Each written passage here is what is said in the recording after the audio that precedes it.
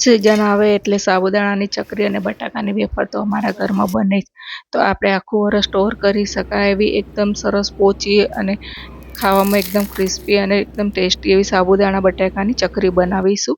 તો સાબુદાણાની ચકરી બનાવવા માટે સાબુદાણાનું અને બટાકાનું માપ કેટલું રાખવું તો જ અને બંને કેવી રીતે બનાવી એ આપણે જોઈશું. તો સૌથી પહેલાં સાબુદાણા આપણે પલાળવાના છે. તો હું અહીંયા 1 કિલો સાબુદાણા લઉં છું અને 2 થી 3 વખત આપણે પાણીથી ધોઈ લેવાનું છે કે જેથી ઉપરનો સ્ટાર્ચનો ભાગ નીકળી જાય. તો 2 થી 3 વખત ધોઈ લીધા પછી આપણે સાબુદાણાને પાણી રેડીને સાબુદાણાની ઉપર થોડું પાણી રહે એટલું પાણી રેડીને આપણે એને પલાળી રાખવાના છે. તો 6 થી 7 કલાક અથવા તો ઓવરનાઇટ. મારે અહીંયા સવારે કરવી હતી તો મેં આખી રાત પલાળી રાખ્યા છે. અને સાઈડમાં આપણે 500 ગ્રામ જેટલા બટાકા બાફવા મૂક્યા છે. તો અહીંયા કિલો સાબુદાણાની સાથે આપણે 500 ગ્રામ બટાકા લઈશું ને તો આપણી સાબુદાણાની ચકરી એકદમ સરસ પોચી બનશે. તો સવારમાં અહીંયા મેં જોયું તો એકદમ સરસ આપણા સાબુદાણા ફૂલી ગયા છે, જેમ સાબુદાણાની ખીચડી માટે હોય એવા. હવે અહીંયા આપણે મરચાં વાટી લીધા છે. તો અહીંયા 200 ગ્રામ મરચાં વાટી લીધા છે અને અહીંયા સાઈડમાં મેં તપેલીમાં પાણી ગરમ કર્યું છે. તો અહીંયા આપણે ગરમ પાણી જ રેડીશું. તો અહીંયા સાબુદાણાની અંદર આપણે લગભગ 1.5 લીટર જેટલું પાણી રેડ્યું છે, એટલે કે 2 થી 3 લોટા જેટલું પાણી ગરમ કરીને રેડ્યું છે કે જેથી આપણા સાબુદાણા એકદમ સોફ્ટ થઈ જશે. હવે એની અંદર આપણે સ્વાદ પ્રમાણે મીઠું, તો અહીંયા હું 2 ટીસ્પૂન સિંધવ મીઠું લઉં છું અને 1 ટીસ્પૂન જીરું લઉં છું જે અધકચરું વાટેલું છે, અને મરચાં ક્રશ કરેલા છે એ લઈશું.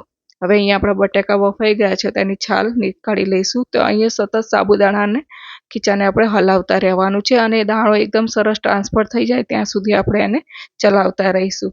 તો હવે અહીંયા લાસ્ટમાં આપણે 2 લીંબુનો રસ લીધો છે. અહીંયા તમને ખટાશ જો વધારે ગમતી હોય તો તમે એ પ્રમાણે લીંબુનો રસ લઈ શકો છો. હવે અહીંયા આપણે બટાકાને આ રીતે છીણીને લેવાના છે. તો આ રીતે છીણીને લેશો ને તો તમારા બટાકા એકદમ સરસ સ્મૂથ અંદર મિક્સ થઈ જશે અને લમ્સ નહીં રહે. તો આ રીતે છીણી લેવાના છે. જો તમે ભાગીને લેશો તો એની અંદર ગાંગડા રહી જશે.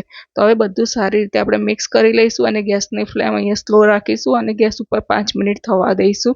તો અહીંયા આપણા સાબુદાણા એકદમ સરસ ટ્રાન્સલ્યુશન થાય ને ત્યાં સુધી આપણે એને ચડવવા દેવાનું છે. તો હવે અહીંયા આપણે ગેસની ફ્લેમ બંધ કરી છે અને અડધો કલાક આપણે એને રવા દઈશું.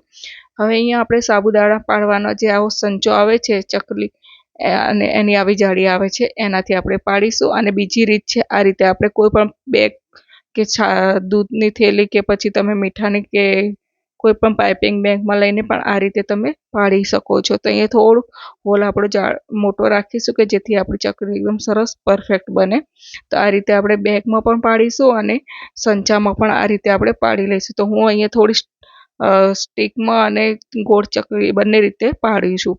તો આ રીતે આપણે સાબુદાણાની બધી ચકરી પાડીને તૈયાર કરી છે. અને તમે આને પંખા નીચે પણ સૂકવી દેશો તો 2 થી 3 દિવસમાં સરસ સુકાઈ જાય છે. પણ મેં અહીંયા ધાબામાં તડકામાં સૂકવી છે તો 2 દિવસની અંદર જ એકદમ સરસ આપણી ચકરી સુકાઈ ગઈ છે. તો અલટ પલટ કરીને આ રીતે 2 દિવસની અંદર એકદમ સરસ ક્રિસ્પી એવી થઈ ગઈ છે અને સુકાઈ પણ ગઈ છે. તો તમે જોઈ શકો છો કે એકદમ સરસ આ રીતે એક પણ દાણો સાબુદાણાનો આખો દેખાતો નથી. તો હવે આને આપણે ફ્રાય કરી લઈશું. તો જોઈ શકો છો કે એકદમ સરસ દૂધ જેવી સફેદ થઈ છે અને એકદમ સરસ પોચી પણ બની છે. તો આ રીતે તમે સાબુદાણાની ચકરી બનાવશો ને તો તમારું સાબુદાણાની ચકરી એકદમ સોફ્ટ બનશે અને વેફર એકદમ સરસ ટેસ્ટી પણ બનશે. તો હું તમને એક ભાગીને બતાવું. જુઓ, તમને અવાજ ઉપરથી જ ખ્યાલ આવે છે કે એકદમ સરસ પોચી પણ બની છે. તો આ રીતે તમે જરૂરથી બનાવજો. અને ફ્રેન્ડ્સ, આ રીતે બનાવીને તમે એરટાઈટ ડબ્બામાં આ રીતે કોથળી મૂકશો અને એની અંદર આ રીતે ચકરી ભરીને રાખશો ને તો તમારી ચકરી આખું વરસ સારી રહેશે અને બગડશે પણ નહીં. તો તમે પણ આ રીતે ચકરી બનાવી કે નહીં એ જરૂરથી મને કહેજો. તમને મારી આ રેસીપી કેવી લાગી અને તમે મારો વિડીયો ક્યાંથી જુઓ છો એ જરૂરથી કહેજો. ફ્રેન્ડ્સ, મળીશું એક નવા